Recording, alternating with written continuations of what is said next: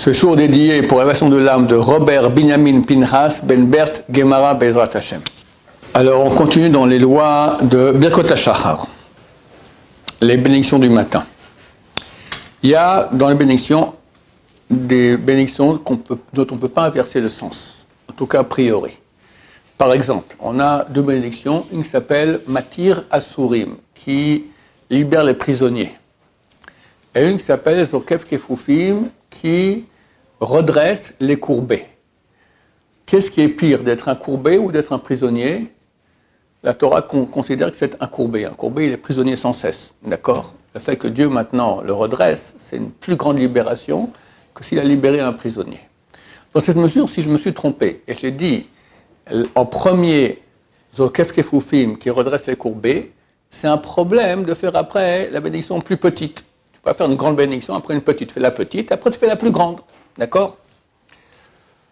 Il y a un avis qui dit qu'on ne peut pas la refaire.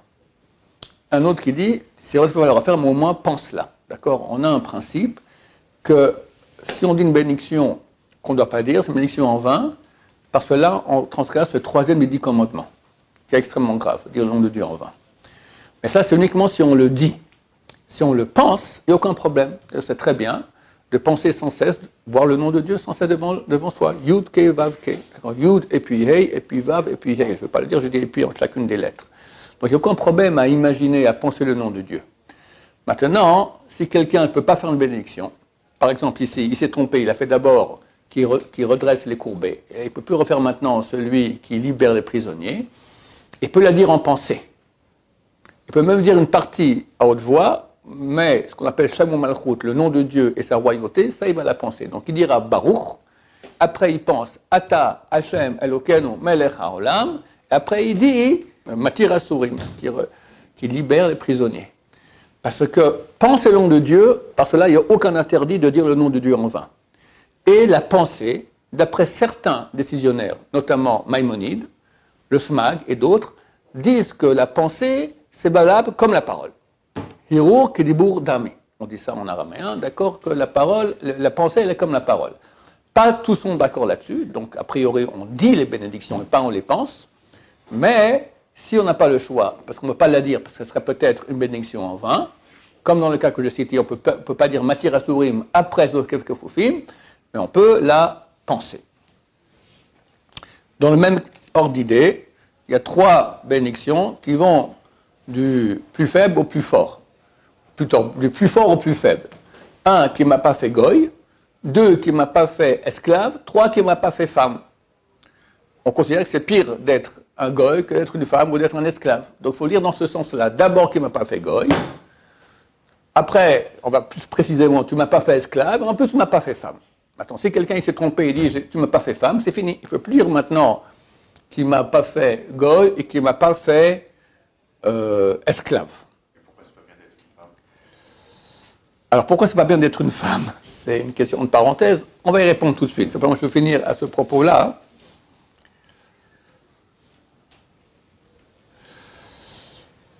Ce que je vous dis maintenant, c'est la vie du Ben Ishraï. Alors, Yosef, il dit, celui qui veut quand même dire les bénédictions dans le désordre, il a déjà dit, il a dit, qui m'a pas fait femme, lui dit, a priori, il ne faudrait pas le dire, mais s'il veut le dire quand même, Yeshua Nismoch, il a un avis sur lequel compter. Donc ça peut aller, d'après le Rav Ovadia Yosef, on peut le dire dans le désordre. Mais a priori, il faut le dire dans l'ordre. Pourquoi est-ce qu'on dit à Dieu qu'il ne m'a pas fait femme? La femme, elle a moins de mitzvot que l'homme. Pourquoi? Parce qu'elle est plus parfaite que l'homme. Comment est-ce qu'elle va dire, elle? Elle fait une bénédiction sans le nom de Dieu. Elle dit, Chassan et Kirsoun, qui m'a fait d'après sa volonté. Moi, je ne peux pas dire ça. Parce que je suis très loin de la volonté de Dieu. Alors que la femme est beaucoup plus proche de la volonté de Dieu. Alors pourquoi je bénis Dieu qui ne m'a pas fait femme? Parce que vu que j'ai plus de mitzvot à faire, j'ai plus de job à faire pour me parfaire, donc j'aurai plus de mérite. Plus il y a du travail, plus il y a du mérite. La femme, elle aura moins de mérite parce qu'elle a moins de mitzvot que l'homme. D'accord? Mais elle est plus parfaite que l'homme. Et c'est évident. Comme je dis dans les cours dernièrement, il y a plus d'hommes tordus que de femmes tordues. Voilà. Et la femme, elle est beaucoup plus proche dans sa sensibilité de Dieu, des choses bien, etc. Elle n'aime pas ce que les... Regarde les petits-enfants à quoi ils jouent. À la guerre. Pan. Les petits-enfants, ils jouent à la poupée, une maman, tout ça. Qu'est-ce qui est plus logique, être une maman gentille avec son bébé ou aller tuer son prochain? Bah, tu vois exactement qu'est-ce que c'est que l'homme. Un bébé, un garçon qui va jouer à la poupée, et il a un problème, d'accord?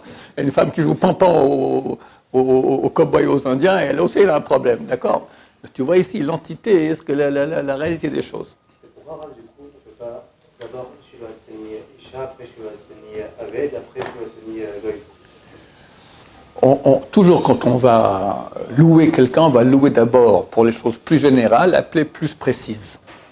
Plus c'est précis, plus c'est une louange qui est grande. Donc, m'a fait goy, c'est général. Après, tu m'as pas fait esclave, c'est moins général, c'est plus précis. M'a fait femme, c'est encore plus précis. On a une bracha, chassa l'école sorki, qui m'a fait tout ce qui m'est nécessaire. Cette bracha revient en fait sur les chaussures. Où est le rapport? Parce que quand tu n'as pas de chaussures, tu es pieds nus, tu ne peux rien faire. Tu restes chez toi à la maison, et puis, bon, avec Internet, on peut pas mal de choses, mais néanmoins, d'accord, il faut pouvoir se mouvoir dans le monde. Se mouvoir dans le monde sans chaussures, c'est impossible. Donc, le fait que tu aies des choses te permet d'aller et d'agir dans le monde entier. Il y a une discussion. Est-ce qu'on fait cette bénédiction à Yom Kippour et le 9 Av? On ne porte pas de chaussures. On porte des crocs ou des pantoufles, d'accord, mais pas des chaussures en cuir. Alors, certains poskim, si on disent qu'on ne fait pas cette bénédiction, alors Yosef dit oui, et que lui-même il la faisait, même aussi le 9 Av et le jour de Yom Kippour. Donc chacun fera comme il veut. On va finir avec une dernière halakha. La dernière bénédiction que nous faisons dans les Birkot HaShachar, dans les bénédictions du matin, c'est Hamavir Chevla Shena Me'ena Yutuma Mafapai, qui passe de les douleurs du sommeil de mes yeux et la somnolence de mes paupières. Et après, on dit Ve'arevna, on dit Ve'hiratsom Lefanecha, et qui est une volonté devant toi, chez Targim Metoratra, que tu m'habitues à ta Torah, etc. Il faut savoir que ce sont pas deux bénédictions différentes, c'est la même bénédiction. Donc on ne répond pas Amen après qu'on ait fini la première partie. Première partie qui finit Me'ena Utuma Maf Apai, Viratzom Ilfanecha, et qui est une volonté devant toi, on ne répond pas Amen pour cela. D'accord? Faire attention à cela, ne pas se tromper, parce qu'on ne peut pas faire un Amen qui est orphelin. C'est écrit à Dieu ne plaise, celui qui dit un Amen orphelin, alors ses enfants seront orphelins aussi. Pour Hachem, personne ne sera orphelin ici. Baruch Adonai, l'olam, Amen ve Amen.